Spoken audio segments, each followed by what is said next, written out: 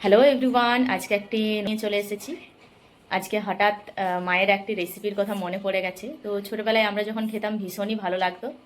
তো তাই আজকে মাকে ফোন করে জিজ্ঞাসা করব যে মা, তুমি আমাকে এই রেসিপিটা বলো, আমি বাড়িতে বানাতে চাই। তো সোনাও বলেছে ঠিক আছে মা, তুমি বানাও, দিদুন যখন তোমাকে খাইয়েছে নিশ্চয়ই ভালো হবে রেসিপিটা। তো তার জন্য সোনাও বায়না করেছে ঠিক আছে বানাও। তো রেসিপিটা হচ্ছে পটল চিংড়ি ভাপা।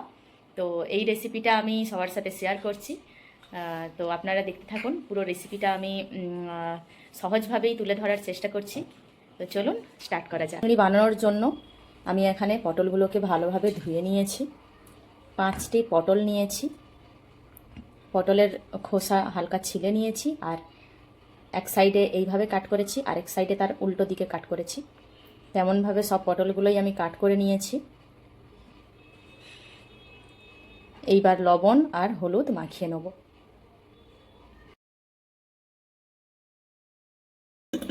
হলুদ আমি সামান্য নিয়েছি, কারণ বেশি হলুদ মাখালে পটল যখন তেলে ভাজতে যাব তো তেলের কালারটা একদম কালো হয়ে যাবে। তো তার জন্য সামান্য নিয়ে ভালোভাবে এগুলো ভেতরে বাইরে করে ভালোভাবে মেখে নিচ্ছি আমি।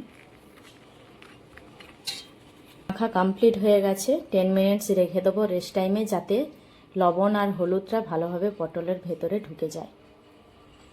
এখানে 250 গ্রাম চিংড়ি নিয়ে নিয়েছি। চিংড়িকে ভালোভাবে পরিষ্কার করে ধুয়ে নিয়েছি, মেখে রেখেছিলাম। সামান্য হলুদ দিয়ে দেবো।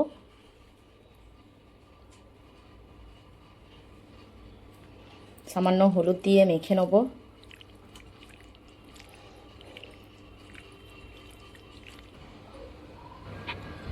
চিংড়ি পোস্ত বানানোর জন্য আমি এখানে কালো সরষে নিয়ে নিয়েছি সামান্য, আর সামান্য সাদা সরষে নিয়ে নিয়েছি, কিছুটা পরিমাণ পোস্ত আর 4টে কাঁচা লঙ্কা, আর সামান্য লবণ দিয়ে দিলাম। একটি ভালো স্মুথ পেস্ট তৈরি করে নিয়েছি। এরপরে গ্যাসটা জ্বালিয়ে নিলাম। এখানে আমি মাটির কড়াই ইউজ করছি। তো মাটির কড়াইয়ে পটলগুলো ভেজে নেব।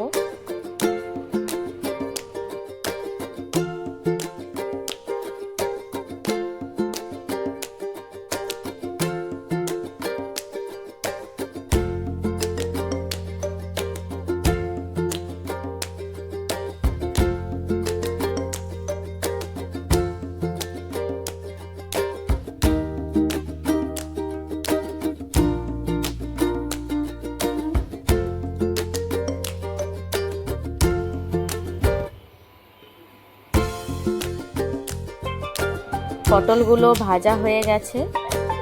একটি টিফিন বক্সের ভেতরে দিয়ে দিলাম, আর চিংড়ি মাছগুলো যে নুন হলুদ মাখিয়ে দিচ্ছিলাম ওই চিংড়িগুলো দিয়ে দিলাম, আর মিহি পেস্টটা দিয়ে দিলাম, পোস্ত আর সর্ষে কাঁচা লঙ্কা পেস্ট।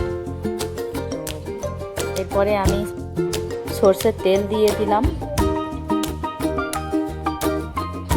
আর এখানে চেরা কাঁচা লঙ্কা আর রসুন গো অপশনাল, আপনারা চাইলে দিতে পারেন নাও দিতে পারেন। কালারের জন্য একটু কাশ্মীরি লঙ্কা গুঁড়ি দিয়ে দিলাম, আর পরিমাণ মতো লবণ, সামান্য হলুদ দিয়ে দিলাম। আর টক দইটা আমি জল ঝরিয়ে রেখেছিলাম, দইটা দিয়ে সামান্য জল দিয়ে ভালোভাবে মেখে নেব।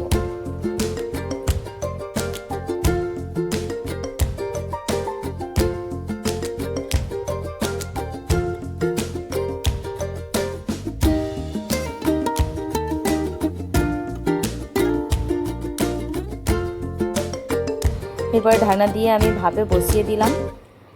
30 থেকে 40 মিনিট ভালোভাবে ফুটিয়ে নেব। তো তারপরেই ফিরে আসছি।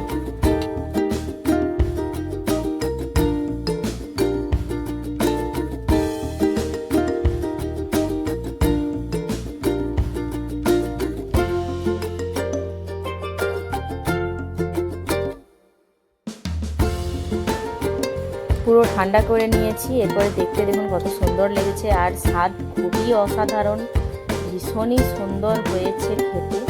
আপনারা চাইলে এটা ট্রাই করে দেখতে পারেন। এই পহেলা বৈশাখে এইটি কিন্তু মাস্ট, একদম খুবই সুন্দর লেগেছে রান্নাটি। তো কারা কারা পটল চিংড়ি খেয়েছেন বা খাবে বলে প্ল্যানিং করছেন কমেন্ট করে জানাতে পারেন। Thank you so much video দেখার জন্য।